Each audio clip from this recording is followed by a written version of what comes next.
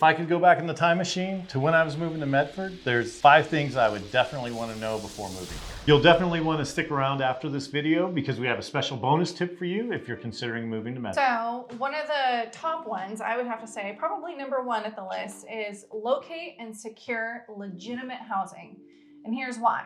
We get so many calls about scams. There's a ton of them out there on Craigslist. A lot of people don't realize that these aren't legitimate ads. And they'll send people money and it's just a total scam. Just trying to secure rental before they get here, right? Yeah. And they'll focus on some listing that we have. People will send, I had someone show up at an open house one time and they had already sent $4,500 for a security deposit and first and last month's rent on the house that I was trying to sell. It wasn't even a rental. So you want to do your due diligence and try to make sure you're not getting taken advantage of. Another thing is a lot of people like to move here and either buy a fixer because our market is increasing in value right now. So they might buy a fixer-upper or a piece of land and try to build. But construction costs here can be kind of expensive. Construction can move kind of slowly. The materials and supply chain issues affect us too. So I know folks that have had delays and not been able to kind of have that be as seamless as they thought they would. And when it comes to, doing a new build, I think a lot of people don't realize that because we're not a huge metropolis that's constantly growing, we don't have a lot of massive developers. So houses aren't going up as quickly as people would expect. So, a lot of times if you are doing a new build, it does take a while. I would say on average, at least 8 months to a year's time to build brand new. Yeah, and if you have to do any planning and getting the structure drawn and development permits and all of those things, maybe tack on a little longer. I've seen a year to a year and a half sometimes. And definitely you want to plan for that kind of situation. When you're moving up here, you also want to think about what you're going to do for work. So evaluating the job market, seeing what the reality of that market is, what pay scales are, what job opportunities are here is really, really important. Securing something before you get here is the best approach, of course. And we do have quite a few people that move to Medford and the Rogue Valley that are moving here specifically for work, often in healthcare and things like that. Yeah, and if you're wondering about those things, check out our other video we just did about the cost of living. That's a great indicator on, what you can afford, what the housing market really is here, and what people are looking at, even in terms of just things like groceries. Yeah, you want to come in with your eyes wide open and not be stunned or surprised if something costs a little more than you might have thought. Along those lines, the real estate market, we talk about that frequently in our other videos, and recently we pulled a few statistics just to let you know, the average price here is about $450,000 in Medford. It's a little higher in Grants Pass and some of the surrounding areas. But what's really important to know is that the homes aren't staying on the market very long. 30 days in our market, 45 or so days in Grants Pass. So securing something before you get here or making a couple visits to secure something before you get here is really important.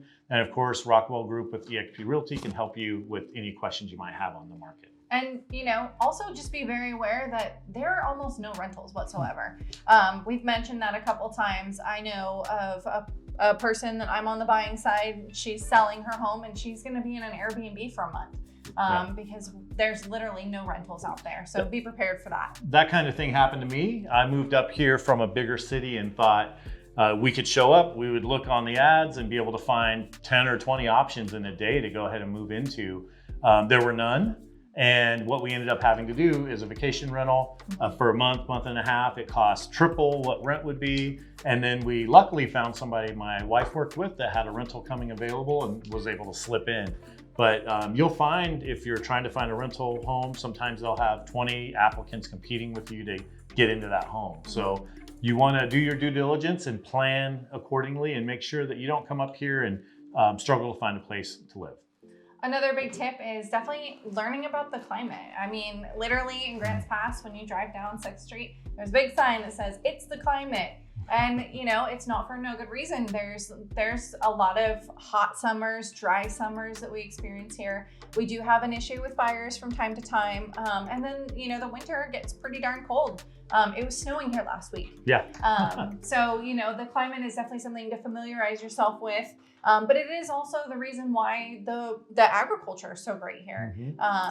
We have some of the best wineries in the valley, or in the world, really, because they're comparable to, the Champagne region in France and things like that. So yeah, it was eye-opening to me for sure. The climate was much different. I think that moving here from a different state, I pictured green and waterfalls and things that maybe other areas in Oregon have a little more of.